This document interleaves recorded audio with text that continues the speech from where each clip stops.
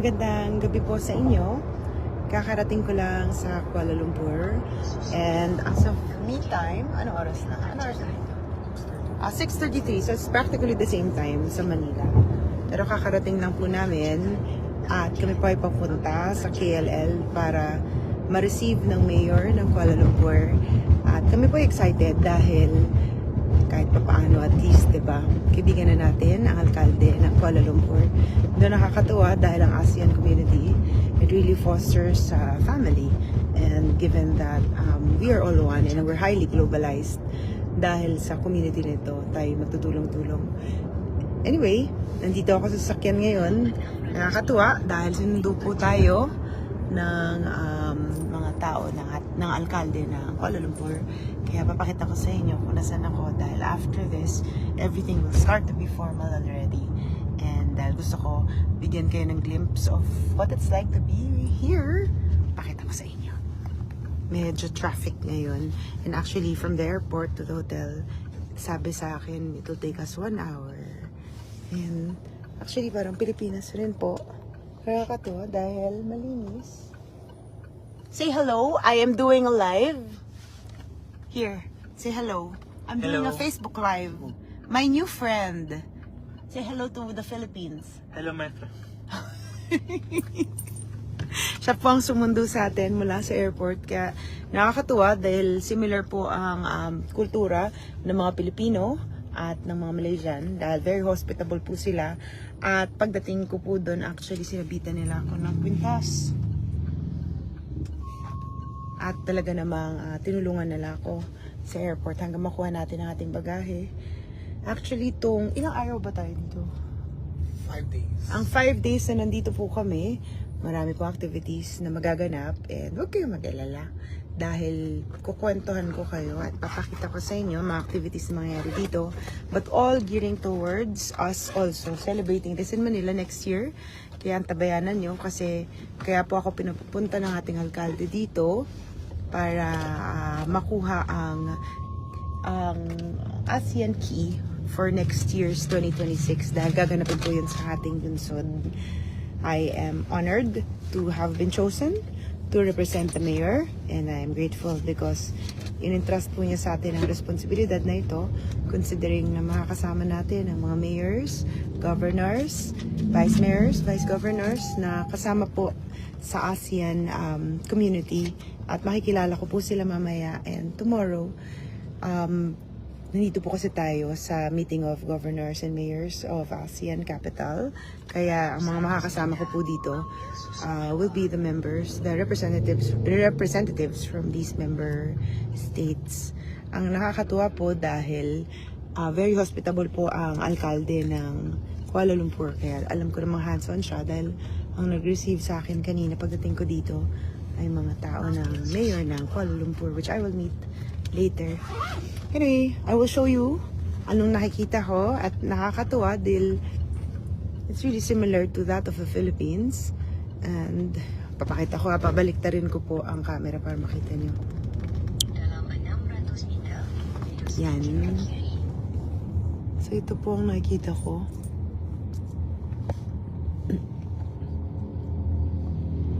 Maganda dahil dito sa Kuala Lumpur malinis at mukhang safe na safe maglakad ang mga taga Malaysia. 12 minutes. Ayun, narinig ko 12 minutes na lang daw po. At nandun na kami sa hotel namin which is nasa KLL. Yan. O diba, if you think about it, yung bridge dito parang similar dun sa meron tayo sa Manila. Nakakatuwa and talagang we need to prepare for us and also for next year. Dahil if they prepared for us this year, sadly, though, hindi nakapunta ang ating alkalde, pero ang trabaho po kasi ng vice mayor, kung hindi makakapunta ang ating alkalde, siya ang nag-represent at inatasan po niya ako na puntahan to dahil importante po talaga to para sa ating syudad. Kaya nandito ako. But isa pang trabaho ko to be a presiding officer, but given that I cannot be in the city council this whole week, base po sa ating IRP, ang magpapatuloy ng session ay ang pro tempore na kung yun po ay ang ating Konsehal Tol Circle. Kaya asahan nyo, ngayong linggo, ang tatayo po dun sa aking upuan dun, or ang uupo dun sa aking upuan sa session, pag may Facebook Live tayo, ay si Konsehal Tol Circle dahil siya pong aking pro tempore. Nevertheless, babalik rin ako ng Friday at kahit na wala po ko doon, alam ng mga staff ko na kahit papano, nakatutok pa rin po ako dahil gusto ko magandang serbisyo ng aking kusina. So, ibabaliktad ko ulit to para makita nyo ano ang nakikita ko dito sa Kuala Lumpur.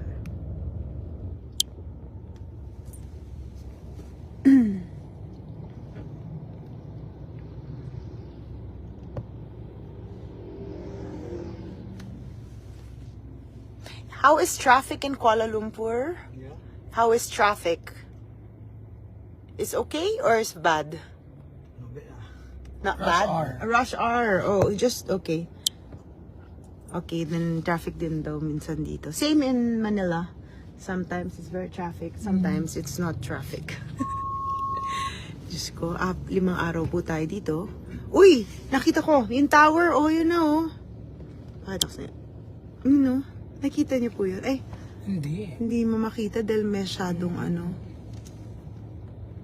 Well, anyways. Masama po ang aninag na ano.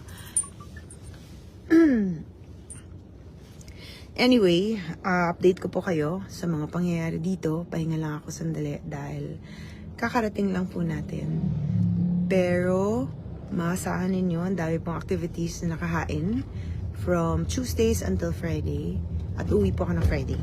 Pero kayo mag-alala, hindi porket wala ako dyan, hindi ako nakatutok sa lahat ng trabaho. Dahil kahit na nandito po ako, alam po ng lahat ng mga tao ko. Nakatutok pa rin ako dahil OC po ako at gusto ko, I want to make sure that you get the best service from my office. Anyways, kasama ko po dito ang ating kasama. Kasama ko po ang ating kaibigan and na tumutulong sa akin dito. But nevertheless, mag-enjoy kayo ngayong gabi. Kumain kayo ng dinner nyo. At ako naman ay pupunta pa sa maraming mga meeting. In fact, I think may bilateral meeting mamaya. And I'm preparing for it. But don't worry, I will not let you down. I'm always just here for you. I'm here to make you proud. Ingat kayo.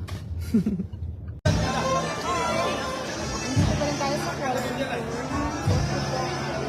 Wala po sa gobyerno ng Kuala Lumpur.